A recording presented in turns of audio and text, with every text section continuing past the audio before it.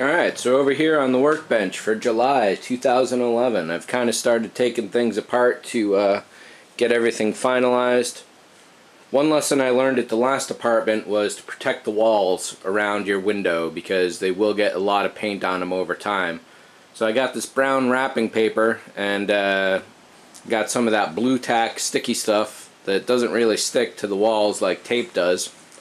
And hopefully that will help out a lot. I sealed up all the seams with regular packing tape, but there is no actual tape on the walls. That's just that gummy wall poster blue tack, even though it's not blue, but it is tacky. So I just got to roll this back into place. I got a couple power strips all set up to feed the entire situation here. And what else? Things are pretty much where I want them to be once they get rolled back into place. It's just going to be a matter of finessing the location of everything. I threw out a couple benches and storage shelves from the last place, but I've also commandeered a couple others from what they were before, and overall things should be good. So let me move some stuff back into place and we'll see what's up. So this bench in the corner here used to be a general multi-purpose tool and storage bench. Now it's going to be devoted exclusively to electronics, and a lot of the electronics gear is going to be up there. Over here we got the same old painting booth essentially, but as you can probably see, it doesn't quite fit the area to the fan as it used to, so the window at the last place was lower. However, this is seating level. So essentially this is what I'm going to go with. It should still work out pretty well. And there's nice easy access to the fan speed there.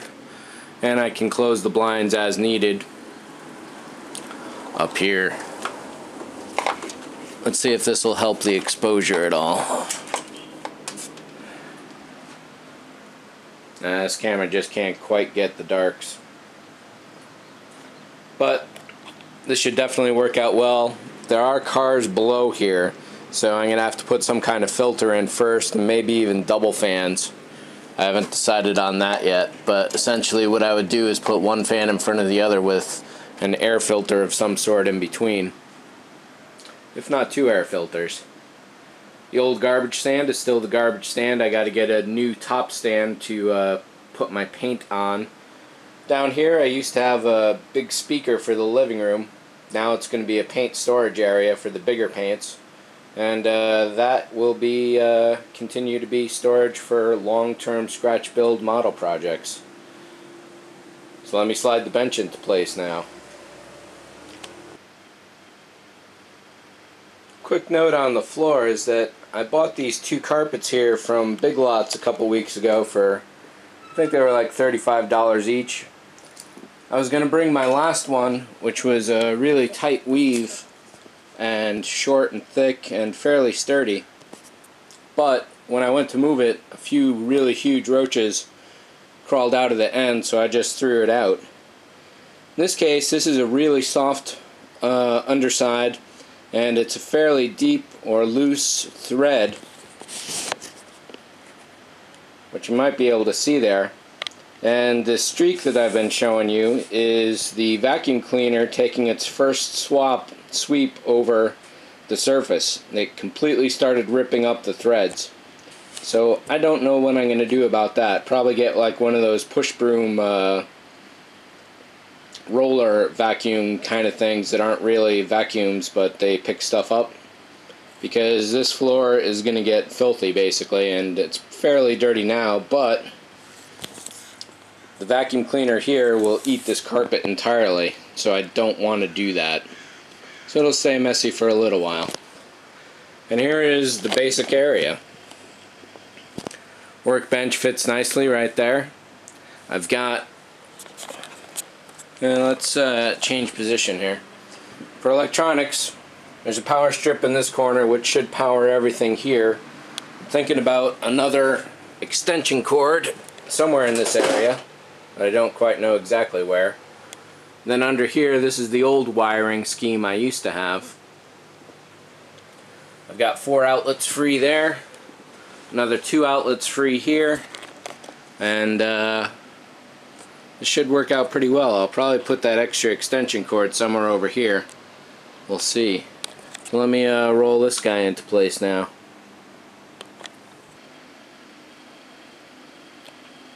A nice tight corner of a workspace. Just about perfect, really. Some room here to push the chair back when I need to. Everything I need at my fingertips. Obviously I got some sorting out to do still. This guy has moved. He used to be over on my right, so this will be on my flanking left. And then I don't know what the storage stuff is going to be like here yet. I got to sort all this out today, basically, and find a home for everything. I might put another shelf over in this area, but I haven't quite figured that out yet. And I do want to put some kind of like a paper towel holder rack sort of thing, so I can put this fiber optic on it going horizontally across, and I can just spin it off as needed. All the light bulbs here will be really good. I might put another work lamp just above here, so I've got it on all sides for lighting. And when it's sunny out, which it is not today, it gets pretty bright in here. Very bright in here, especially in the morning. This is facing due east, so there's pretty much good light for most of the day. I do regret purchasing this chair. This was 25 bucks at Goodwill. I knew it wasn't great to begin with, but it's just not good at all. I should have just gone to like Big Lots and gotten one for like $60. Such as that one there. It doesn't recline at all, but it's far more comfortable, and this one just doesn't spin too well. So I got to sort out that corner there, sort out all this stuff here, and then this entire shelf here, except for the vacuum forming kit. All of this is just bulk spare plastic. Shapes, pieces, bits, sheets of old acrylic, plexiglass, and lots of sprue. I gotta whittle that down. So here is the first look at the workbench. I'm liking it. It's definitely gonna be pretty good. It's a good little nice space. Room for expansion or contraction as needed. Plenty of storage shelves everywhere. And room for more. So I'll probably do another clip at some point, so I won't sign off now, but just in case, see ya.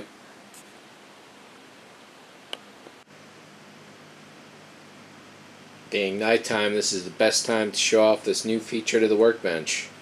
I've just put in a fluorescent underlight under the top here.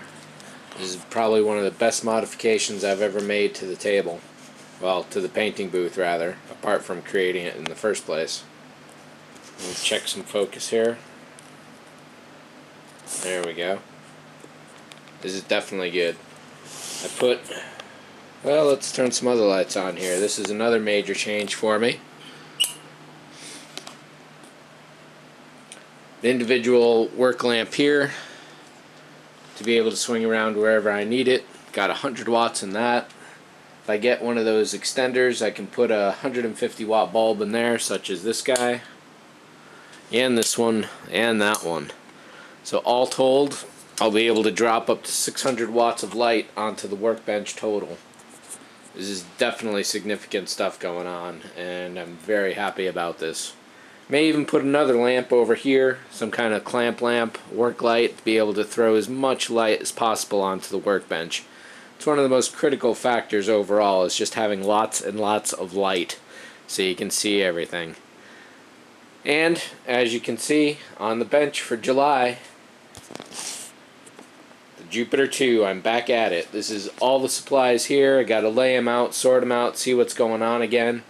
As I mentioned in the previous video, I've got a few kits to review, including this is a monster. I haven't opened it up yet, but I know it's going to be huge. Got a couple resin kits there. Got the Batmobile snap kit from round 2 sitting here waiting patiently. And also a couple little items. These are 2 little dollar store tickets.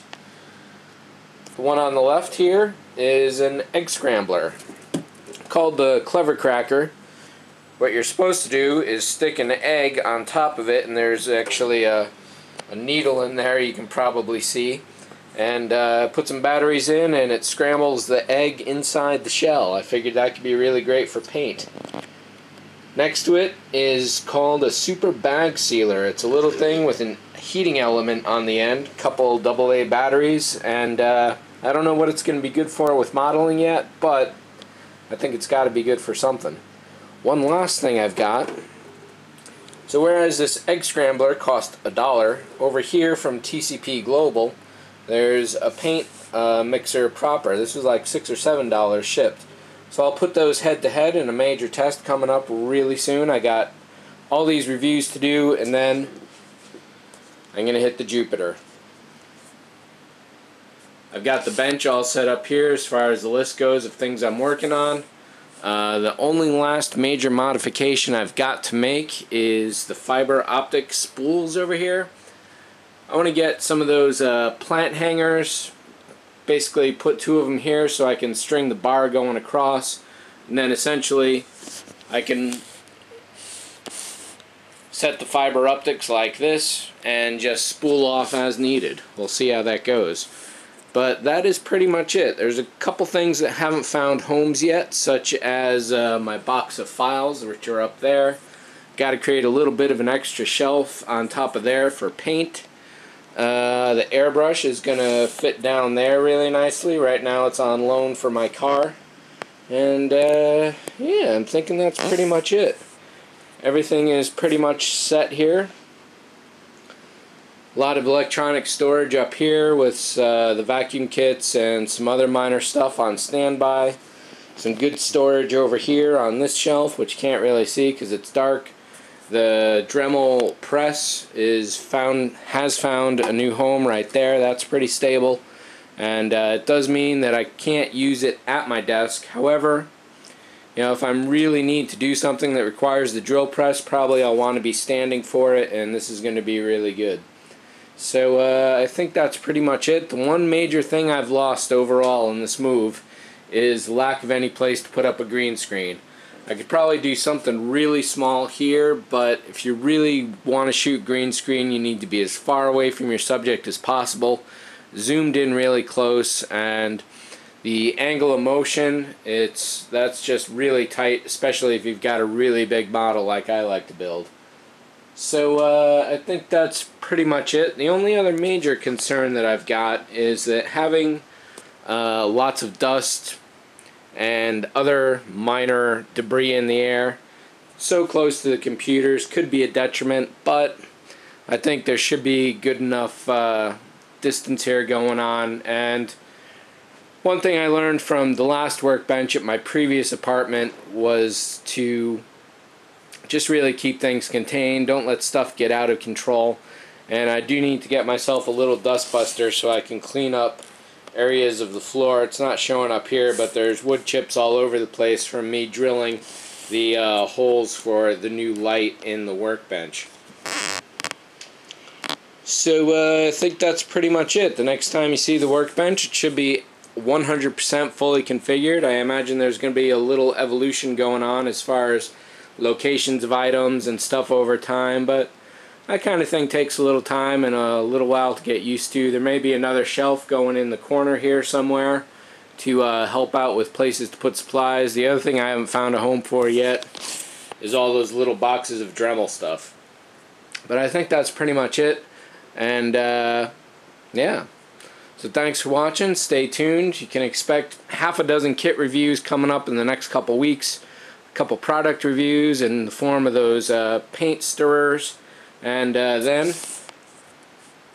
back onto the Jupiter proper. I gotta kill this thing or it's gonna kill me, and I have no intention of letting it win, because I got a lot of great plastic coming up here on the shelves. I've got a lot of good Star Wars resin that I really want to hit, and there's just too much good stuff coming up. So stay tuned. Thanks for watching. The last half of 2011 should be really, really great. So that is it for now. Thanks as always. Thanks for your patience, and see ya.